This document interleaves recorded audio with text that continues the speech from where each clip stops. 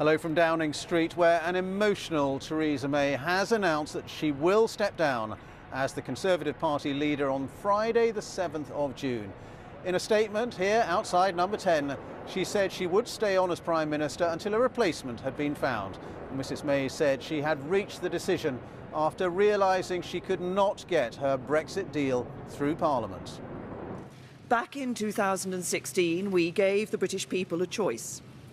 Against all predictions, the British people voted to leave the European Union. I feel as certain today as I did 3 years ago that in a democracy, if you give people a choice, you have a duty to implement what they decide.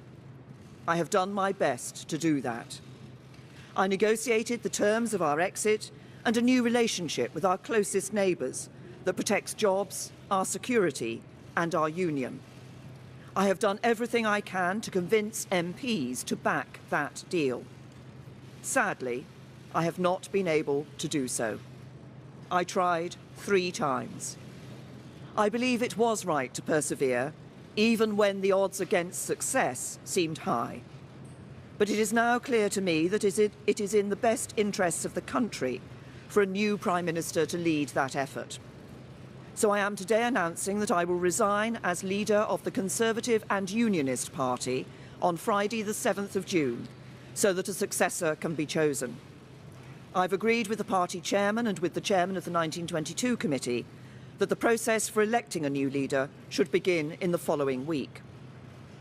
I have kept Her Majesty the Queen fully informed of my intentions, and I will continue to serve as her Prime Minister until the process has concluded.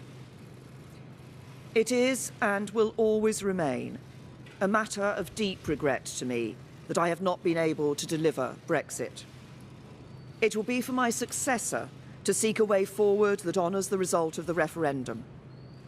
To succeed, he or she will have to find consensus in Parliament where I have not. Such a consensus can only be reached if those on all sides of the debate are willing to compromise. So that was the Prime Minister a little earlier, and as she reached the very end of her statement here in Downing Street, Mrs May was close to tears, saying that the job had been an honour to hold.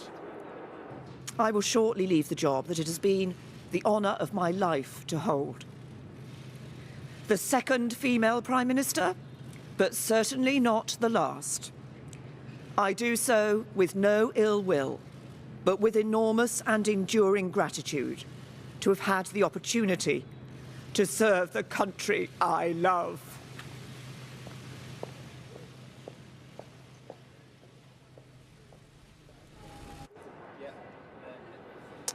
Well, I'm joined now by our assistant political editor, Norman Smith, who's with me now, and it was quite an extraordinary moment. The Prime Minister